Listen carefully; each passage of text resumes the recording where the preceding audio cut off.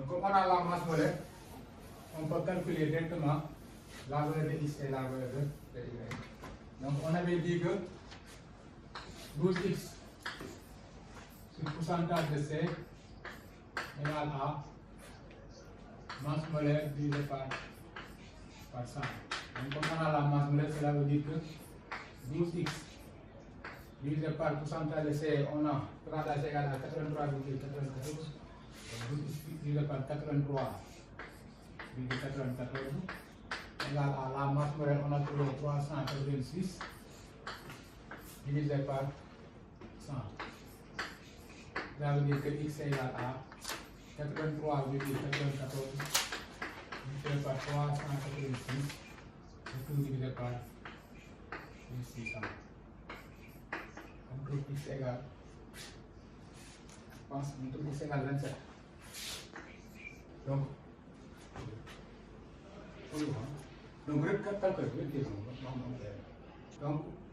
on trouve x égale à 27.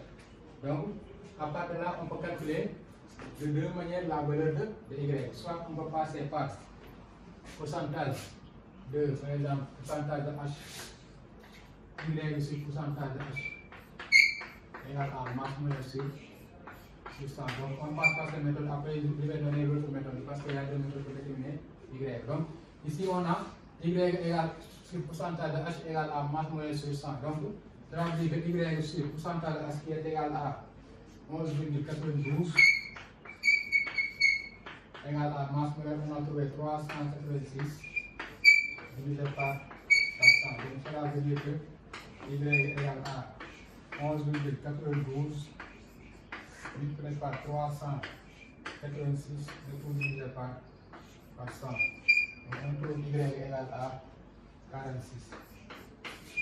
Donc y égale à 46. On peut trouver y aussi en passant par, on sait que la masse molaire du composé, la masse molaire de Cx, y off, on a trouvé 386. On a déjà la valeur de x, c'est la masse molaire de O, parce que la masse molaire de O, on sait que c'est égal à 16. Donc, on a la valeur de x, cela veut dire que 12 x plus y plus 16 égale à 386. Cela veut dire que 12 multiplié par x, on remplace x par sa valeur. Donc, x est égal à 27. 12 fois 27 plus y plus 16 égale à 386. Donc, cela veut dire que y est égal à 386 moins 12 fois 27 plus 16, on trouve y égale à 46. Donc c'est la même chose. Pour trouver la valeur de y, connaissant la valeur de x et la valeur de t, donc on peut appliquer directement la masse molaire si la masse molaire est donnée.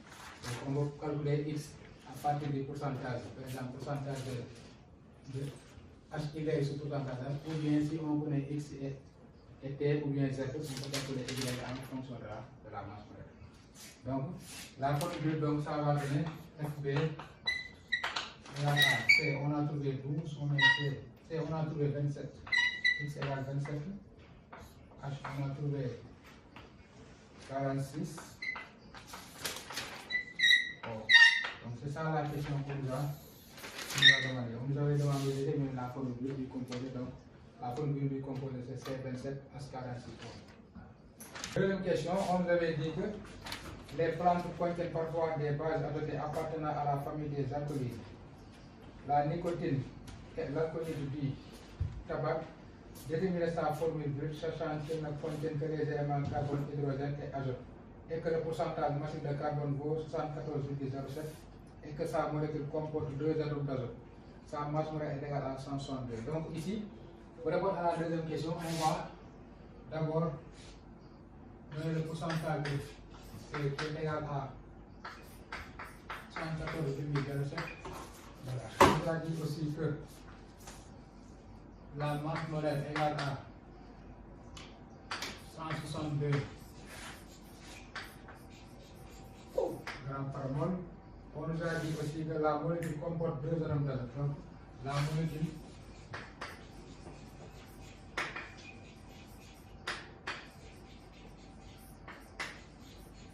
comporte deux atomes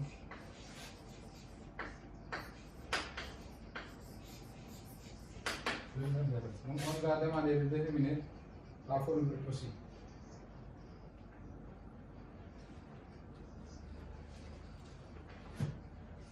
Donc ici, comme on a le pourcentage de C, on a la masse moyenne, on peut directement déterminer X. Donc on avait dit tout à l'heure que 12X divisé par le pourcentage de O égale à, par exemple, Y divisé par le pourcentage de H. Comme la molécule est composée uniquement de carbone, d'hydrogène et d'azote, donc je peux dire qu'elle est égale à 14T divisé par le pourcentage de N. C'est bon. Donc ici, on va égaler à ici masse molécule divisé par 100. Donc ici, on va essayer de déterminer X parce qu'on connaît le pourcentage de C. On connaît le pourcentage de C, on connaît la masse, n'est-ce pas? Donc à partir de ces relations-là, on peut définir la valeur de X. Donc on peut écrire que 12X divisé par le pourcentage de C égale à masse molécule divisé par 100. Donc cela veut dire que 12X divisé par le pourcentage de C, on l'a donné, c'est égal à 114,07. 114,07 égale la masse molécule aussi, on l'a donné, c'est 162 divisé par 100. Donc, on aura X égale à 74,07 multiplié par 162, le tout divisé par 1200. Donc, tout calcul fait, on trouve X égale à 10. Donc, pour déterminer la valeur de Y, on n'a pas le pourcentage de H. Donc, on va essayer de déterminer le pourcentage de H. Comme on a par exemple ici que la molécule comporte deux atomes d'azote. Donc, on peut déterminer le pourcentage d'azote avant de déterminer le pourcentage d'hydrogène. Parce qu'on sait que le pourcentage C égale à pourcentage de C plus pourcentage de H plus pourcentage de N.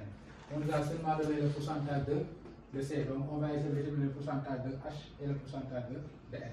Donc, pour déterminer le pourcentage de N, donc, on avait dit que ici, par exemple, 14T, c'est le pourcentage de N égal à M sur. Donc, la détermination du pourcentage de N nous permet de déterminer le pourcentage de H. Quoi. Donc, puisque N, on connaît déjà que la molécule comporte deux atomes d'azote. Donc, à partir de là, on peut remplacer T par 2 pour déterminer le pourcentage de N. Donc, une fois qu'on a le pourcentage de N, on fait 100 égale à pourcentage de T plus pourcentage de H plus pourcentage de N et on trouve le pourcentage de H. Donc, ici, on sait que la molécule comporte deux atomes d'azote. Donc, cela veut dire que la molécule comporte deux atomes d'azote. Donc cela veut dire que T égale 2. Donc ici on remplace T par 2, on détermine le pourcentage de N. Donc cela veut dire que 14 multiplié par 2 égale à pourcentage de N égale à masse molécule on a trouvé 162 divisé par 100. Donc cela veut dire que pourcentage de N égale à 14 fois 2 c'est 28 multiplié par 100 divisé par 162. Donc on trouve le pourcentage de N égal à 17,28. 17,28. Quand on a le pourcentage de N, donc on va directement calculer le pourcentage de H. On sait que 100 égale à pourcentage de 100% égale à pourcentage de C plus pourcentage de N plus pourcentage de H. Donc cela veut dire que pourcentage de H égale à 100 moins pourcentage de H est égal à pourcentage de C pour 113,07 plus pourcentage de N qui est égal à 17,28. Donc cela veut dire que pourcentage de H est égal à 8,65. Donc pourcentage est égal à 8,65. Donc si on connaît le pourcentage, on peut directement déterminer la valeur de Y. Ici on applique cette relation Y sur pourcentage de H égale à M sur 100, après on détermine directement la valeur de Y. Donc on aura Y divisé par pourcentage de H égale à masse modèle divisé par 100. Donc cela veut dire que Y divisé par 8,65 égale à la masse modèle c'est 162 divisé par 100. Cela veut dire que Y égale 8,65 multiplié par 162 et tout divisé par 100. Donc cela veut dire que Y égale à, on trouve Y égale à 14. Y égale. Donc on avait trouvé X égale 10. On vient de calculer Y, on a trouvé Y égale à 14. Comme on nous avait dit que la molécule comporte deux atomes d'azote, donc cela veut dire que la formule Sb égale à C10 H14 N2. Donc c'est ça la formule du composé de Maillard. Donc c'est ça la fin de l'exercice numéro 1. Donc on va attaquer l'exercice numéro 2. Voilà,